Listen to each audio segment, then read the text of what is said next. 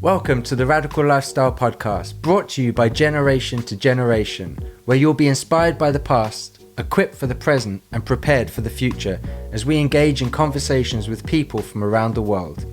If you've been inspired by the guests that we've had on the podcast, please like, subscribe, comment, hit notification bells, whatever you can do on the platforms that you're listening on, so that more people have the opportunity of hearing these and engaging in our community. Hi everyone, this is Andrew and Daphne. Our guest today is Tirza. Danny, for people that don't know who you are, could you just say a bit about where you're from and what you do? Okay, my name is Tirza. I'm a retired colonel from the Israeli army, and I have PhD in business administration. I live in Israel. I live in the West Bank in a small community called Kfar Adumim. And I'm now the CEO of 3 companies, and I'm working in some academic institutes in Israel, and also part of a group of the Washington Institute in the United States. Okay, and then for people that hear this, they say, I like Danny, or maybe they don't like Danny, but they still want to find out more about you. Where could they do that? Okay, you can find more about it on the website of Yozmot Ltd, Yozmot-Ltd, and you'll find there everything. Okay, and I'll put that link in the description box, so for people listening, it's there ready for them to go and check out. I'd like to say there's somewhere else they can find Danny, Quest for Truth. Oh yeah, we also did a documentary about the Israeli-Palestinian conflict, and one of our guests was Danny himself as well. So yeah, I'll put a link to that so people can go and see what you had to say in that in the documentary.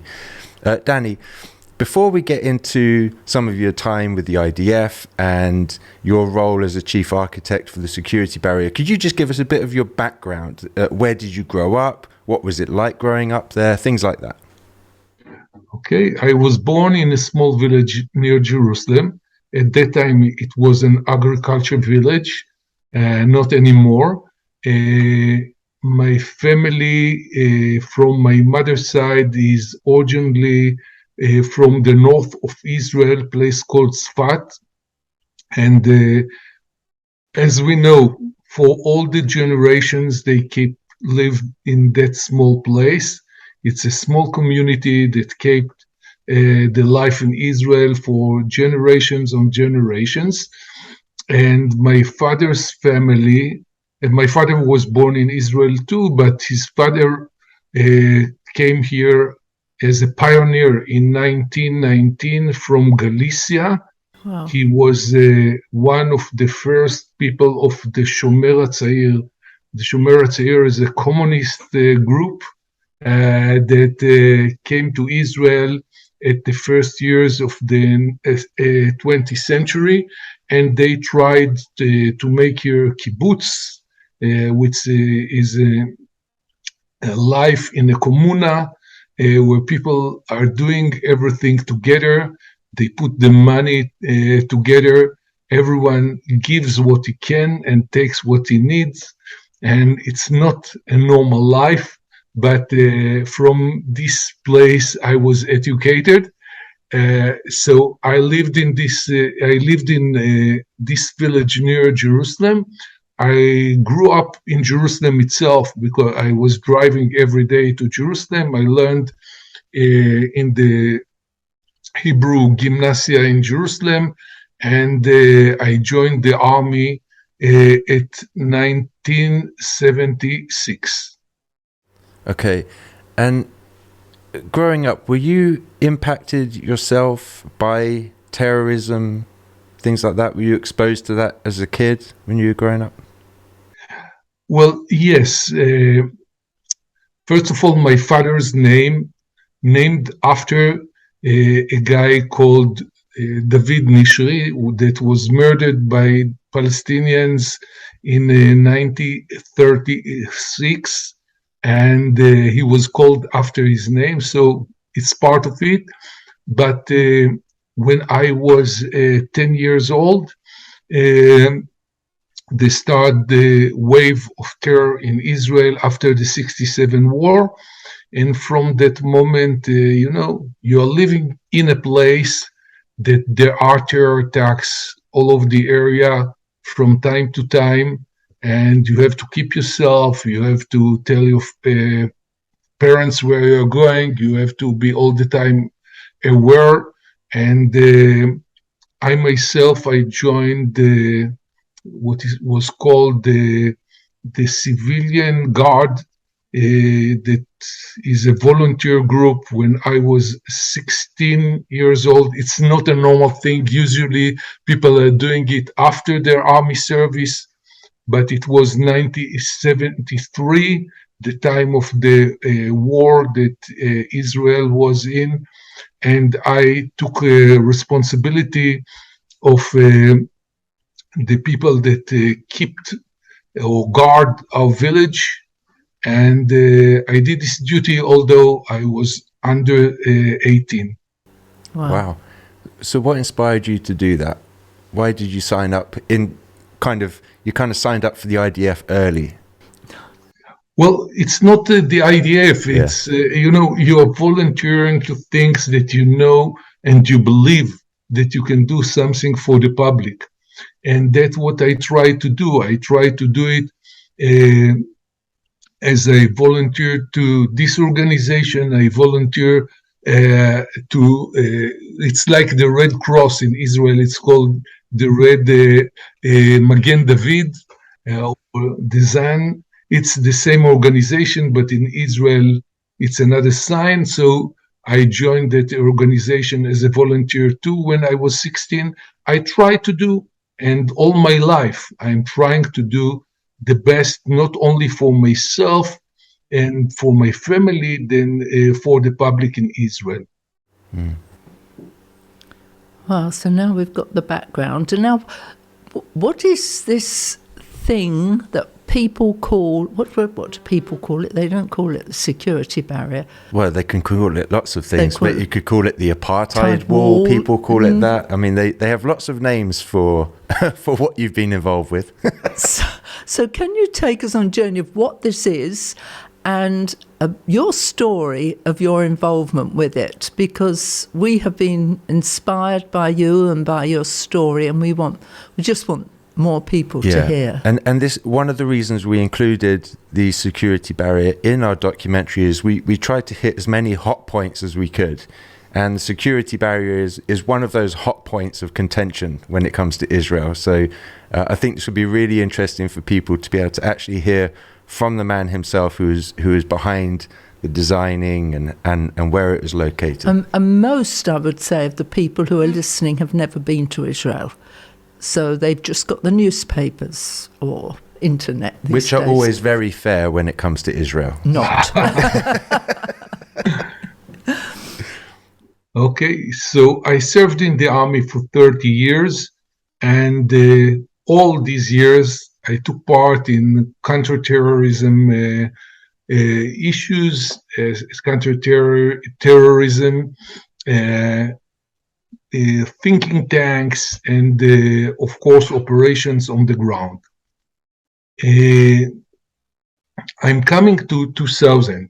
As you know, in summer 2000, the negotiations between Israel and the Palestinians in Camp David crashed down after the Palestinian leader, Yasser Arafat, didn't want to sign that agreement, and the people don't realize that they can have their own state in 6 months if they will sign that agreement in 2000 in Camp David. But they say all or nothing, so they stayed with nothing, and that's what happened in 2000 in Camp David. 6 weeks later, the Palestinians started a terror attack that changed all the life in Israel in one day. Can I just ask, Danny, what was the sticking point that they said no to? Well, at the negotiations in Camp David were in very good environment. I have to say, we were 16 Israelis, the Palestinians, there were 16, and there was a very big American delegation, and the environment was very good, but there are very hard cases that we had to talk about. At the last evening, President Clinton held nice dinner. He stand and said nice words about peace. And then Prime Minister Ehud Barak said to Yasser Arafat, I'm willing to give you almost everything. When he said almost everything that time, he talked about 94% of the West Bank, all Gaza Strip, large areas inside Jerusalem, and even the Temple Mount. But he said to Yasser Arafat, I need one thing from you, that you will sign that this agreement is the end of the conflict between our two people. Otherwise, I cannot give you anything, because if I'll give you what I can today, and tomorrow you'll come with new claims, what I'll do tomorrow? Well, Yasser Arafat was very angry. He left the dinner, he went to his cabin. 3 hours later, he came to President Clinton, and he said to President Clinton, I'm the leader of the Palestinian people. I am not the leader of the great Arab nation, all these 21 states. And therefore, I cannot sign that this agreement is the end of the conflict. And everything crashed down at that moment. Thank you. Well, at the next weeks, the Americans tried to bridge between the sides, but just 6 weeks later, the Palestinians started this terror attack. Well, as you know, 2000 was the year that everyone around the globe expected that something new will happen, especially here in the Holy Land. We expected to have more than 3 million pilgrims and tourists. The economical level was very high. Relations between Jews and Arabs were very good. We thought that peace is just behind the corner. And as the expectations were so high, the disappointment was just the same. It was the day before Rosh Hashanah, and the first day according to the Jewish calendar, and the head of the opposition of Israel at that time, Ariel Sharon, wanted to show everyone that we are not giving up the Temple Mount. So he just wanted to visit there. According to the status quo, Jews are allowed to visit Temple Mount. They are not allowed to pray there, but they are allowed to visit there. So he just visited the Temple Mount, and the Palestinians use it as a trigger to start this terror attack. Well, first they were shooting from their areas toward Jewish neighborhoods in Jerusalem. Then they were sending terrorists, first with Molotov cocktail bottles, hand grenades, shooting in the streets, putting bombs wherever they can, the explosive cars, and in the end, the suicide bombers. Well, of course, all these pilgrims and tourists canceled the tour to Israel, but imagine what happened to the Israelis. Well, I can tell you about myself. I was afraid to send my daughter to a school in Jerusalem after 17 public buses were blown up by terrorists. Who will be the crazy man to visit the famous Machne Yehuda market of Jerusalem after 15 terror attacks there? Jaffa Street of Jerusalem, about 1 mile long, and we had the 21 terror attacks, the big discotheque in Tel Aviv, 1 suicide bomber, 18 young girls were murdered, and 150 were wounded. All over the country, just name a place, and there was a terror attack there. The people in Israel, they asked the government, separate us from them. We don't want to see them anymore. Don't let them come to Israel for any reason. But the government of Israel didn't want to construct any barrier on the ground. Well, why? Because political reasons. There were some Israelis that said that the only fence we should have is along the Jordan River. You know, when we are talking about the West Bank, we are talking about the West Bank of the Jordan River. So there were some people that said this must be the only fence. Other people said no. Put the fence exactly on the green line. Well, what is the green line? The green line wasn't some holy line or some historical line or some international line, not even a physical line. it was just a temporary ceasefire line between Jordan Kingdom and Israel from the end of the 48 war till 67. Well, Jordan Kingdom is not here anymore. The line doesn't exist on the ground anymore. But this is the only political line that defines the West Bank. So there were a lot of people that said, build a fence exactly on the green line. But this line was a very bad line on security eyes because it runs down the valleys. On security eyes, you always want to be in dominate areas. You want to see who is coming to you. You want to be sure that no one will shoot you from above. So really, it was a very bad line. Other people said, no. Take the line inside Israel and exclude from Israel as many Israeli Arabs as you can. If these Israeli Arabs are pro-Palestinian, okay, let them live on the Palestinian side. Other people said, no. Take the line inside the West Bank and include as many Israeli settlers as you can. And the government of Israel, that was a united party government at that time, didn't want to get inside that argue, and therefore they didn't construct any barrier on the ground till March 2002. So what the government did in this period, first they sent us the army to block all the roads from the West Bank to Israel. So in 48 hours, we cut all the roads from the West Bank to Israel. We put 48 checkpoints on the main roads, and we were checking every car that came from the West Bank to Israel. But it didn't help. It was like a gate in the desert. We were checking only those who came to us. It was very easy to bypass these checkpoints by foot. So then the government sent us to catch the terrorist leaders. Well, that's a mission that army loves to do.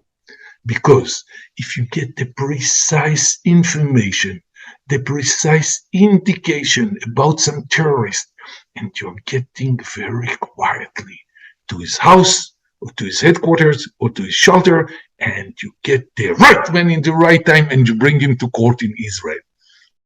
So, in 2 weeks, we brought 100 leaders of the Palestinian terror organizations to Israel, but it didn't help. It was like, terror organization, you take the head of it, the next morning they're too new. So then the government sent us to find out where the laboratories, where they make those explosives. So we went inside the Palestinian towns. We blew up more than 300 laboratories. But it didn't help because, you can make explosives even in your own kitchen. It's very dangerous to do it. Don't try, but you can. So then the government sent a lot of soldiers and a lot of policemen to the streets to protect the public from the Palestinian terror. But that made the opposite. Because if you're sitting inside your house, you're watching out your window, and you see soldiers patrolling near your house. You're going out to the street, there are soldiers there. You're going to the bus station, there are soldiers there. You're going on the bus, there are soldiers there. You're going to the mall, there are soldiers there. Wherever you go, soldiers, policemen, soldiers. So people became very nervous. It was till March 2002. In March 2002, in 1 month, we lost 128 people that were murdered by terror attacks. And people said to the government, enough is enough. We cannot live with such level of terror. Do something, build something. People were demonstrating all over the country, and the government took the first decision to let the army design and build a security fence. And that was the moment when I got the mission to be the head of this project. With all the terror attacks, the lives lost, when you're approached to head up this project, what was your initial reaction? Well, I thought that it will be a very interesting job, and that I can bring all the knowledge that I learned and had from the negotiation with the Palestinians to try to find out a way that we can stop the terror and come back to the negotiation table with the Palestinians, because I really believed that the future is only peace between the sides, but we have to cross this period and stop the bloodshed and stop these terror attacks on Israel, and of course the casualties on both sides. Yeah. Okay. No, I was going to move it forward. I was just going to say, I know from like my involvement recently with helping to rescue people from Afghanistan. I don't think you know about that. Maybe another day we can talk about it. But when there's, for every text, every phone call, every email, it's life or death for someone else that you're trying to help. Yours is slightly different, but you're still, lives are in your hands, and you're responsible for saving them, for dialing down the bloodshed. I know I spent many times just crying about the situation, the weight on my shoulders. How did you deal with the weight of that pressure? Well, when you are in the army and you are in the job, in Israel, you take the responsibility. And when you take the responsibility, you're doing everything for that. Days and nights, all my personal resources, all the army resources that I had, I try to get the as fast as I can to do this job and to be involved from the level of the prime minister to the level of the workers on the ground. I tried all the time to find the right balance, and it's not a usual thing that a soldier is trying to find a balance between the mission, saving the lives of people, and the rights of the people that lives on the ground, because I really believed that we are going to live together in the future. So we have to minimize the damage all the time. So although I was in the army, although my job was to save life, I all the time try to balance it with the rights of the Palestinians that lives on the ground. So here you are, you've been given the task of building a security barrier. So what you did was you gathered all the workmen, you did the Nehemiah thing, and you said, let's build this security barrier. But I don't think it was quite as simple as that. Take us on some of the journey of you deciding where this security barrier was going to go. Okay. The first maps were the maps that I already had, the maps of the negotiation with the Palestinians, and I tried to navigate the lines in the right way that they will secure most of the Israelis and let the Palestinians live in their side. So all the time I tried to bring all the people that have the knowledge to my decision-making group. I took 23 experts from all kinds to my groups. Some of them were lawyers, some of them were experts of ownership of the land, of how people are living in that area, what are the ways to go to get the day-to-day services, where their agricultural land is, trying to talk with the authority of the archaeologic in Israel. You know, when you dig everywhere that you dig, you find something. I took people from the green organizations, the environmental organizations, to have the minimum damage on the ground. I took people that know how to construct such things in a very short time, and I tried all the time to walk with them on the ground talking with the people, the farmers, the people that lives on the ground. At that time, we were in time of war with the Palestinian Authority. So we didn't talk with the officials, but we talked with the people that lives on the ground. We tried to find ways how we can do the security things or the security barrier, and in the same time, keep the day-to-day life of the people that lives on the ground. On the other side, in the Israeli side, I had to deal with people from the right-wing organizations, the extreme right-wing organizations that were against building a barrier on the ground, and they tried to move the line as they can inside the West Bank. I had to deal with the left-wing organizations inside Israel that try to move the line to the Israeli side, and I tried all the time to do it in the right balance. It's not easy to do it. You have to understand that I was in uniform, so I couldn't answer these people in the media.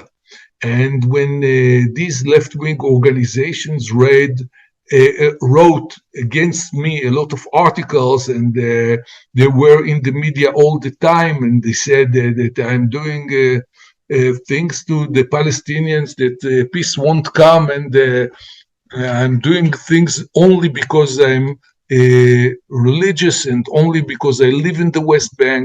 And other people said from the right-wing organizations that I'm too lefty. I try to do it in the best way, but all the time I had to be sure that what I am doing is the right thing and I'm keeping the right balance. One section of people that you haven't mentioned is footballers. Well, probably lack of footballers, but can you tell us the story of the football field? The soccer pitch. The soccer pitch. Oh. Sorry, British terms, yeah. The story of the soccer pitch. Okay. You're talking about the University of El-Quds. Well, in Jerusalem itself, let's start with Jerusalem. Jerusalem is so sensitive that, everything that you are doing in Jerusalem is sensitive all over the world. So when we came to Jerusalem, the government said to me, build a fence in the south between Bethlehem and Jerusalem, build a fence in the north between Ramallah and Jerusalem, leave the east side of Jerusalem open because there are a lot of churches there, a lot of holy sites for Jews, for Christians, for Muslims. Leave that site open. We'll put a lot of soldiers on the ground and they will close this area. So we trained a special anti-terror unit. We called them Jerusalem Envelope, and their mission was to close East Jerusalem. But when the Palestinian terrorists saw that we're closing Jerusalem from the north and the south, and East Jerusalem is open, all the terrorists crossed through this area. And after a big terror attack in West Jerusalem, the government sent me to find the line in East Jerusalem too. At first I thought that the best line will be between the Jewish neighborhoods and the Arab neighborhoods. We want to protect the Jews from the Arabs. So I tried to design a line between the neighborhoods in Jerusalem. But when I tried to design that line, the leaders of these Arab communities in Jerusalem asked to meet me. And when I met them, they said to me, you cannot build it. I asked them, why? They said to me, we are living in a democrat country. In a democrat country, you cannot differ between a Jew and an Arab. We want to stay in the Israeli side, not on the Palestinian one. So I said to them, well, you are right. And I moved to the second alternative. The second alternative was to construct the fence exactly on the municipal line of Jerusalem. But this line was drawn on maps, not on the ground. So it cut neighborhoods, it cut buildings, it cuts the road of life of thousands of people. So I couldn't build it, not from the humanitarian perspective and not from the security perspective. So I had to move to the third alternative. The third alternative was to walk on the ground with my staff, trying to define the best line that we can find. In the end, we didn't find the best line. We came with the less worst line that we can find. So sometimes the line is getting inside the municipal area of Jerusalem, sometimes it's out. I could do it because it's not a political line, it's only a security line. And when we'll come back to the negotiation table, of course this line will be changed. So if it can be changed in Jerusalem, it can be changed anywhere else. When we designed the line in East Jerusalem, we came to the Arab University of Jerusalem, El-Quds University. El-Quds University is a very modern university, but it's built just near the municipal line of Jerusalem, outside the municipal line. And when I came to this place, I met with Professor Seri Nusseibeh, which was the president of the El-Quds University, and I asked him where the students and the professors are coming from. And he said to me that most of them are coming from the West Bank. So I prefer that they will have free access to the university from their side. And if there are some professors and students from East Jerusalem that want to go there, I constructed there a special gate, and I left the university on the Palestinian side. And if there are some professors and students that want to go there, they can come to this gate, cross to the Palestinian side, and in the way back, they have to cross a security check. When we constructing the wall near the university, we got a telephone call from Condoleezza Rice. And she said to us, "You cannot do it." I said, "Why?" I was 3 times in the White House. I showed them all the maps, all the plans. What's the problem? And she said, "You are entering the campus area of the university." I told her, "Not, we are out from the university. No army is entering university." But she insists. So I went to the ground, I took pictures, I sent them to the White House, and she insists. I went to Seri Nusseibeh, you wrote me a letter, you are out from the campus, and she insists. And we asked, how come? And she said, "You are entering the soccer field of the university." I don't know any soccer field there. So I went to Seri Nusseibeh and asked him, "Where is the soccer field?" And he said to me, "Well, we don't have one. We hope that someday we'll have one." Maybe she means that agriculture field where the students are playing. So I changed the route of the fence there. I included that area on the Palestinian side, and I completed the wall near the university. I'm sure people, if you put the security barrier all on Israel territory, people would not like the wall. They would still find a reason to complain, but there'd be less. There'd be the fence, but there'd be less complaining about putting it on Palestinian land.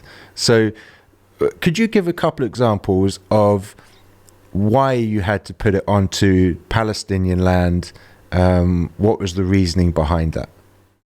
Okay, first of all, the definition of the West Bank is not a Palestinian land. The definition of the West Bank is an area that have to be decided in the future. As you know, Palestine doesn't exist yet, not because of us, because of the Palestinians. But the West Bank is not a Palestinian area. It's an area that have to be discussed in the future. But I tried as I can to build a fence along the green line, along the line between Israel and the West Bank. But this line is a very bad line on security eyes, and therefore I had to find out the right line that will have the right balance between the security needs and the rights of the people on the ground. I'll tell you the story of El Azariah.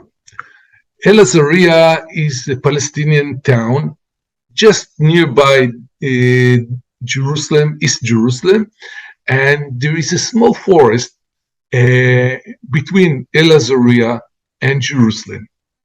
And I thought that the best line will be along the municipal line of Jerusalem, leaving El Azariah and this forest on the Palestinian side.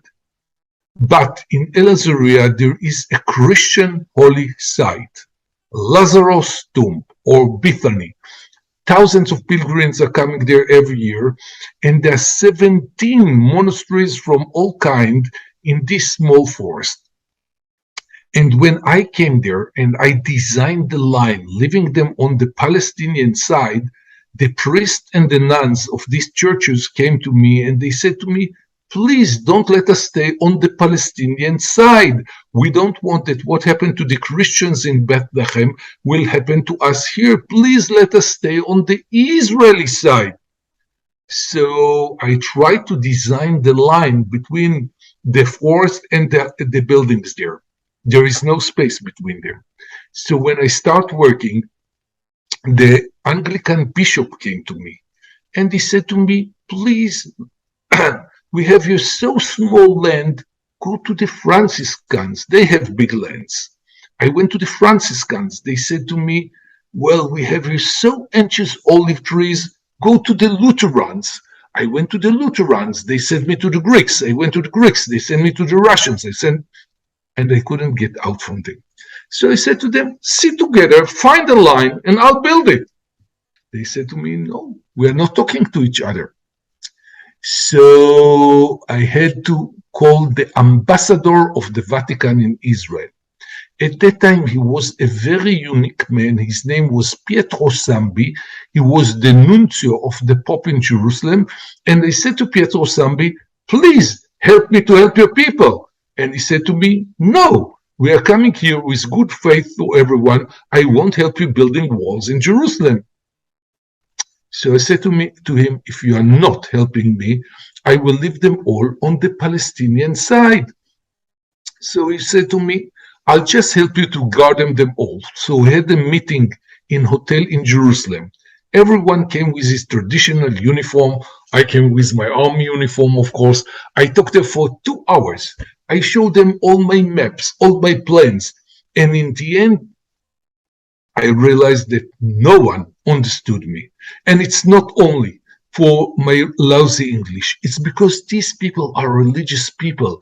They don't know to read maps. They don't know to read plans. They were so excited to meet each other. And I want them to take decisions.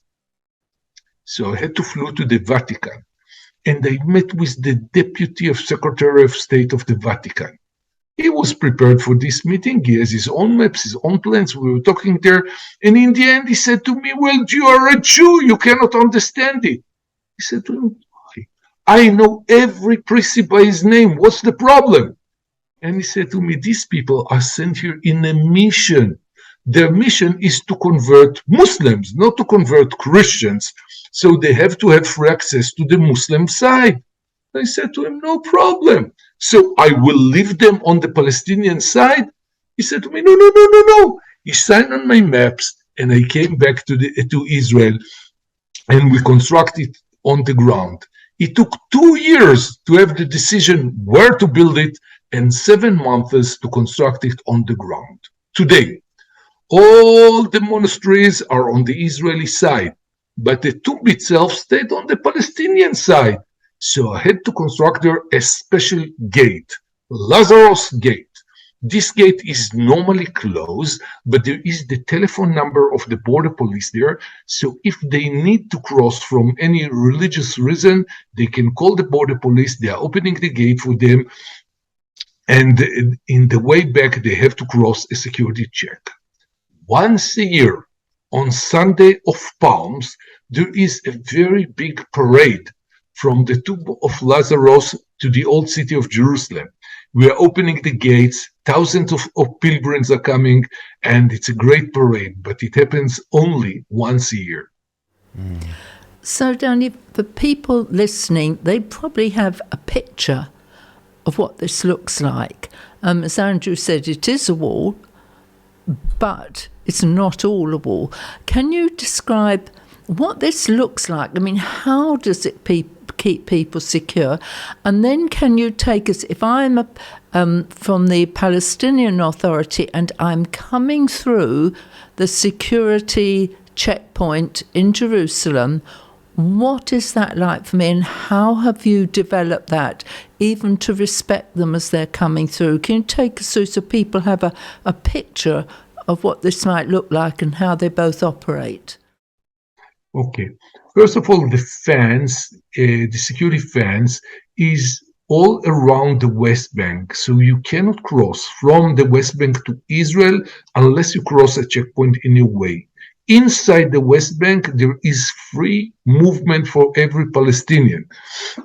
They cannot cross to Israel without a license, but inside the West Bank, they have free access. There is not even one enclave inside the West Bank.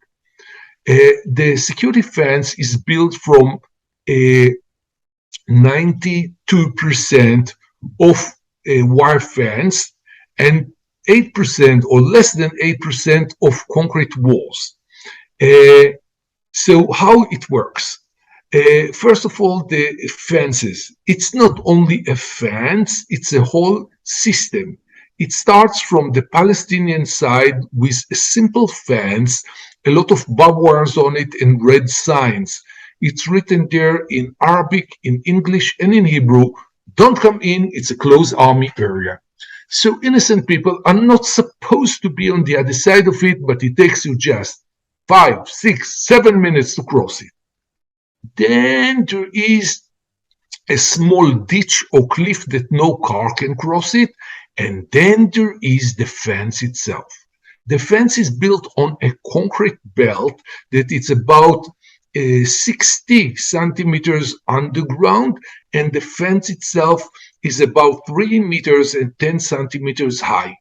It's not electrified, but it's a very, very sophisticated fence because there are a lot of sensors on this fence that if you touch it, if you cut it, if you climb on it, and even if you come with some metal near it, it gives a precise indication where and what's going on there.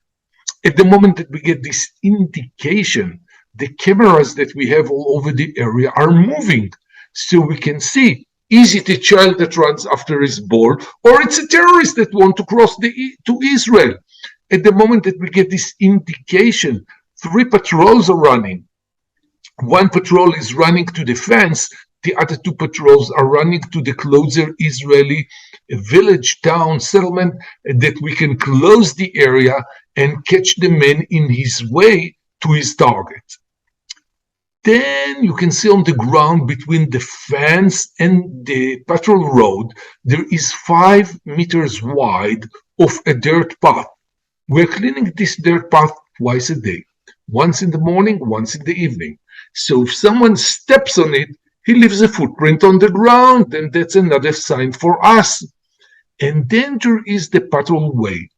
It's an asphalt patrol way all over the area. The order to the army and the border police is to be in 5 minutes to any call. I'm talking about 726 kilometers long, and they have to be in 5 minutes to any call. So we need a lot of forces, but we need a very good patrol way that they can run very quickly. And then there is another fence on the Israeli side, again with barbed wires and the red signs to where the Israeli side. This fence is constructed to delay the terrorists for some minutes more, and there will not come some innocent men from the Israeli side to that area. Between the barbed wires on the Palestinian side and the barbed wires on the Israeli side, we use another kind of rules of engagement. We are not shooting him if he's inside, but everyone that is inside is suspicious, of course. Well, at the first month, the Palestinians test us. They test us in daytime, in nighttime, in wind time, in fog time, in rain time, and the fence is very effective. So till 3 years ago, only 20 to 30 times a week, someone tried to cross the fence. And most of these people that tried to cross the fence at that time were criminals or illegal workers or even Palestinian women that are running away from the families. You know what happened to a Palestinian wife if her husband suspects her? She better run away.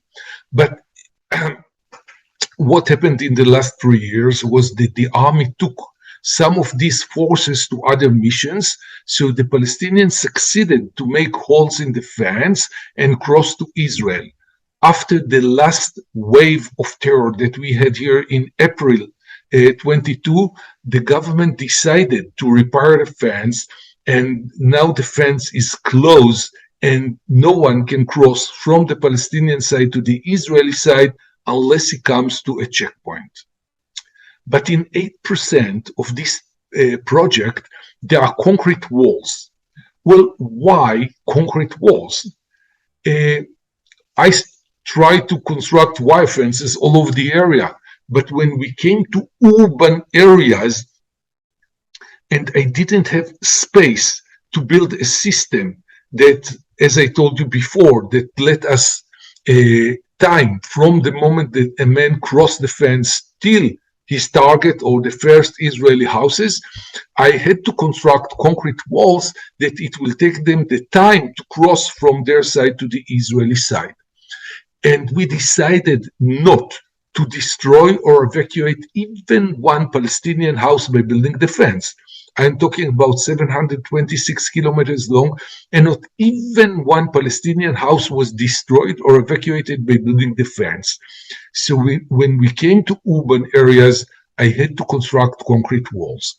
Another reason, in some places, like along road number 6, cross Israel highway, there are two Palestinian towns, Tulkarem and Kalkilia, and they were shooting from their towns toward the traffic that runs on the main highway of Israel. So I had to construct their concrete walls to protect the traffic from the Palestinian snipers. Another reason, in urban areas, I wanted to reduce the friction between the soldiers and the people that live on the ground. I didn't want that some Palestinian children will stone the fence. So we just constructed there, and they will start something between the soldiers and the people on the ground. So I prefer to construct concrete walls and to reduce the friction. And there is another reason. The fence cost a lot of money, and they didn't want the Palestinian to harm the fence.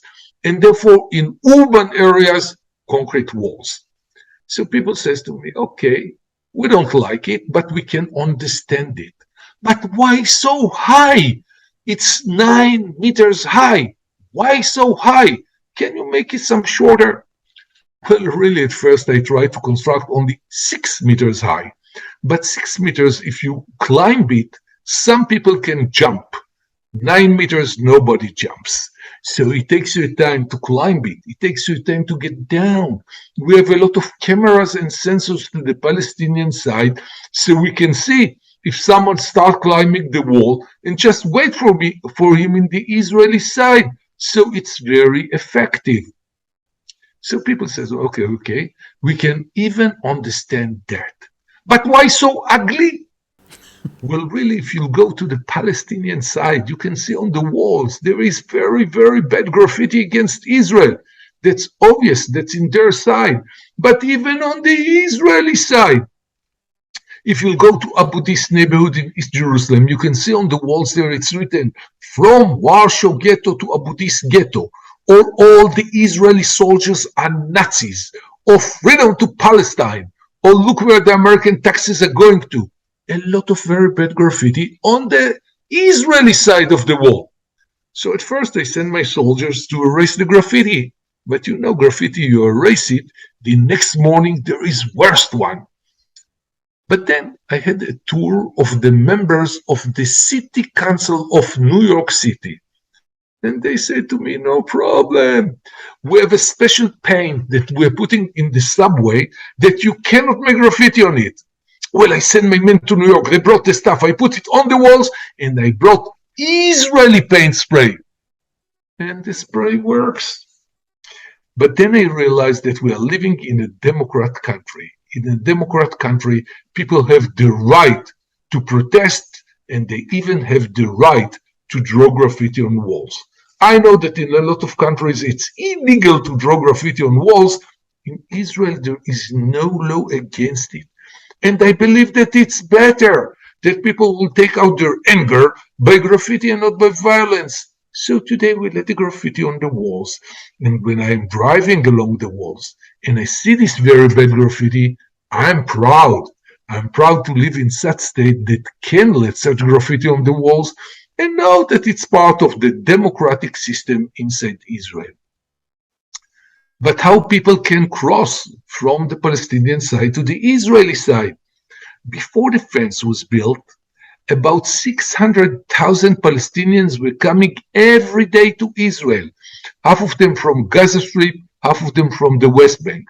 Today, we let from Gaza Strip only 11,000 people, most of them for humanitarian reasons, but from the West Bank, we let 140,000 people come every day to Israel, and we have to check them. So we put 26 terminals along the fence, and if you are a Palestinian and you got the right documents to cross to Israel or to work in Israel, to go to hospital in Israel, to go to the holy sites in Israel, to visit your family in Israel, if you get the right documents, you can come to one of these 26 terminals and get inside the terminal only by foot. We don't have the equipment to check cars as fast as needed, so no Palestinian car is allowed to cross to Israel. Even ambulances, when they are coming, we have to search that they are not hiding explosives as they did in the past. So you are entering the terminal by foot. There is a big hall for people to wait, and there are corridors to get to be checked. There is the same equipment as in an airport, the same magnetic gate, the same X-ray machine for your belonging, and then you don't meet a soldier. You meet a computer. You put your hands and you look to the camera. We are screening the back of your hands, the rings of your eyes, and if it's okay, it lets you go directly through a corridor to the bus station that take you wherever you need in Israel. If something is suspicious, it takes you to another room, a private room. Girl soldiers are checking women, boy soldiers are checking men. We don't humiliate anyone. And it takes you not more than 20 minutes to cross from one side to the other, even in the rushest hour. It takes you not more than 20 minutes to cross from the Palestinian side to the Israeli side. And you have to come back at the same day to the Palestinian side. Of all the politicians that you had to deal with along the way, from Hillary Clinton to Barack Obama, is there one that stands out to you that you think this one was the most reasonable to deal with, had maybe a better grasp of the situation than the others? Was there one that stood out, or just all of them complete failure? No, it wasn't a failure. They're coming from a different environment. They're coming from different point of view of the politician area. They didn't feel the terror. And when you are in attack of terror, it's another thing at all. Then you judge it from outside. If you're sitting in Hague or you're sitting in London and you're talking about the terror attacks in Israel, if you don't feel it, it's another way, and you cannot judge it from outside. I know there have been some politicians that have maybe, like you've just said, they hadn't experienced it. They're coming from the outside. They don't know what it's like to hear the rocket sirens going off and have to run for a shelter. And I know that there are politicians that have been in Israel and then suddenly the sirens go off. they're having to hide somewhere. Has there been one that you've maybe engaged with that had a perspective change after being in Israel during one of these attacks? I don't know. Okay. I don't have someone in my mind, but I know that there were a lot of them that when they feel it in Israel, they came with other attitudes, and especially there was a Turkish one, a Turkish professor that came with a delegation of professors from Turkey, and of course they were against Israel from the right moment, but they had a tour in the Palestinian side, and in the last day they wanted to hear the Israeli side.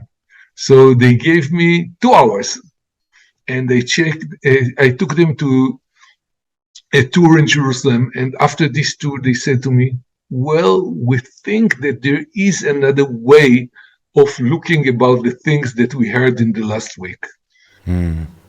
Interesting.